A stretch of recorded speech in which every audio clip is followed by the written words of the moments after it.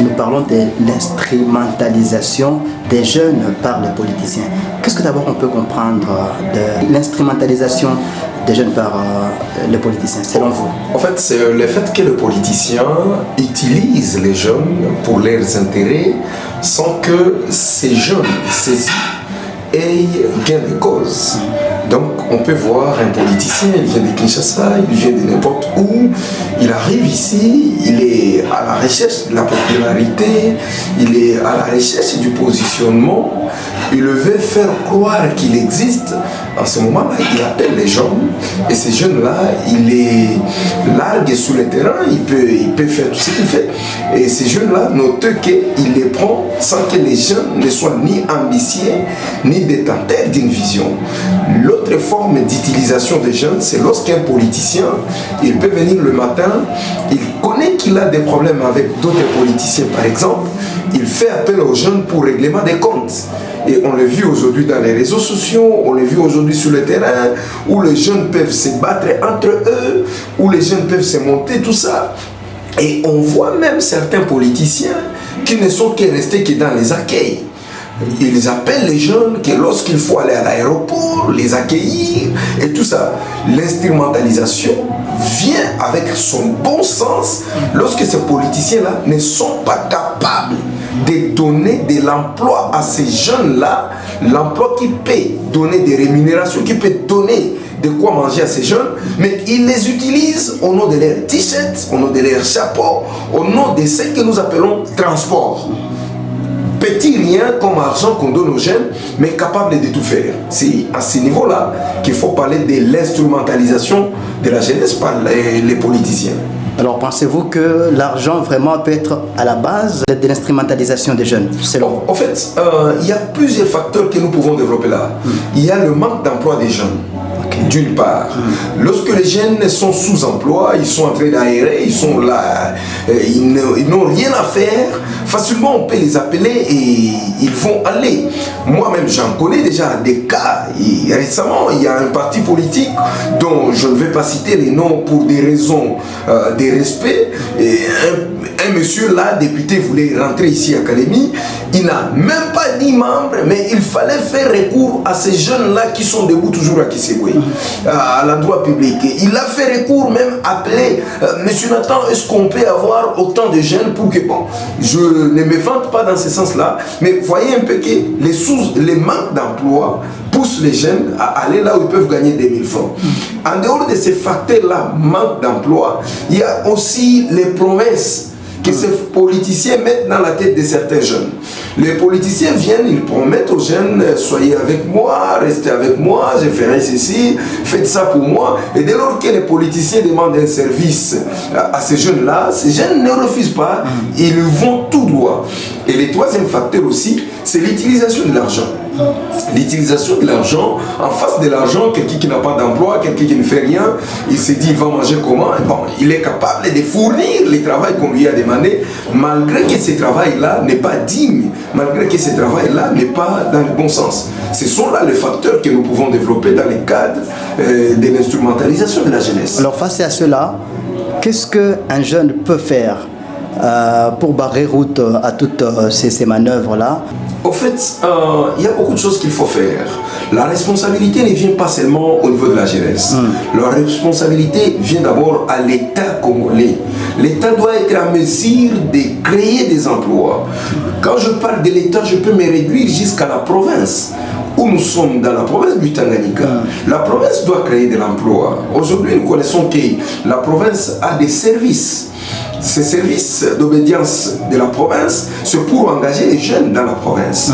Mais il n'y a pas longtemps, j'avais fait même une émission avec vous, vous allez vous rappeler, que j'avais fustigé le manque de la fonction publique dans la province du Tanganyika. Ce qui fait que les politiciens, dans le même ordre d'instrumentalisation de la jeunesse, si vous allez dans les services d'obédience, c'est-à-dire les services provinciaux, vous allez trouver que tous qui sont engagés là sont les militants d'un parti politique, sont les garçons de course, les femmes exploitées autrement par des politiciens. Oui, on les engage facilement dans ces services-là et au détriment des jeunes qui pouvaient être en mesure d'aider la province.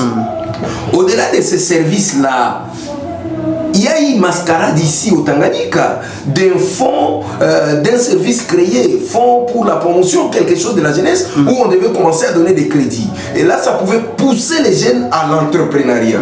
Un jeune qui n'a rien ne peut pas vendre les unités, même les crédits. Mais si un jeune a $200, il peut faire même une porcherie. Il peut commencer par là, il peut faire même un champ. Mais parce que même pour cultiver, il faut avoir $1, $2 pour faire ceci, cela. Et si le gouvernement pouvait disponibiliser tout ça, on a le Fonds national des microcrédits qui existe dans notre pays et qui est installé ici au Tanganyika. Ça pouvait aider à booster, à pousser les jeunes à la création de l'emploi. Les jeunes eux-mêmes pouvaient créer de l'emploi. Mais dommage serait de constater que nous les jeunes, nous ne poussons pas l'État à nous rendre ces services-là. Et même l'État lui-même est inconscient pour arriver à servir les jeunes. Eh bien, les jeunes sont restés maintenant dans les antivaleurs tels que nous les constatons aujourd'hui.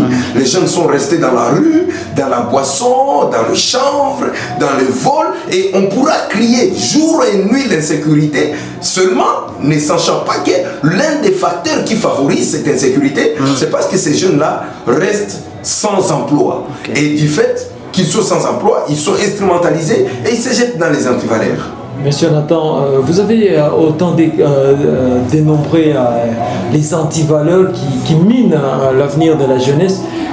Pensez-vous vraiment que le tribalisme en fait partie? Oui, le tribalisme, c'est un instrument aussi utilisé par certains politiciens en mal de positionnement. Et pourtant, en plein 21e siècle, nous sommes par exemple à Kalemi, une ville cosmopolite où toutes les tribus sont en action là, tout le monde fait ce qu'il doit faire. Nous sommes à Kalemi où nous partageons de frontières avec 3 États. Et si vous comptez les provinces qui sont voisines de la province du Tanganyika, vous allez vous rendre compte qu'il est difficile d'employer ici le mot originaire. Très difficile. Mais cependant, les politiciens rentrent derrière les jeunes et les mettent un rideau devant. Ils disent non, il faut réclamer que vous êtes originaire. Vous êtes originaire mais sans emploi. Vous êtes originaire mais sans adresse. Vous êtes originaire mais on vous manipule pour aller gauche-droite. Au lieu que ces gens-là, avant de vous dire que vous êtes originaire, qu'ils vous fassent goûter la richesse de votre province. Votre richesse est amenée ailleurs, mais vous, on vous dit vous êtes originaire. Et que ce tribalisme-là, aujourd'hui dans les milliers de jeunes, reste aussi un frein qui ne permet pas aux jeunes de s'unir et de parler un langage pour revendiquer leurs droits. Ça, c'est quelque chose qu'il faut noter comme antivaleur qui fait à ce que les jeunes soient instrumentalisés. Aujourd'hui, certains jeunes sont prêts lorsqu'on dit que non, c'est un politicien de notre tribu. Même s'il a fait du mal, même s'il n'a rien comme vision, même s'il n'a rien comme capacité de faire quelque chose, seulement par le fait qu'il appartient à un territoire, à une tribu, les gens sont prêts à les défendre, même dans les bêtises. Là, nous pouvons lancer un cri d'interpellation à notre jeunesse et de comprendre que l'avenir c'est nous. Ces gens-là vont passer, mais qu'est-ce que nous allons hériter d'eux et qu'est-ce que nous allons faire pour demain? Ça, c'est ça l'interpellation que je peux faire.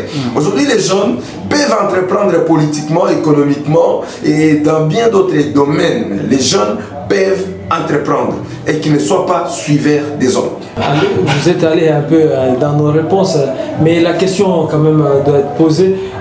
Pensez-vous que les remèdes qu'il faut pour que cette jeunesse s'en sorte et lutte et aille au-delà de ces attentes-là, quels seraient ces remèdes-là? Le remède, c'est la prise de conscience des jeunes.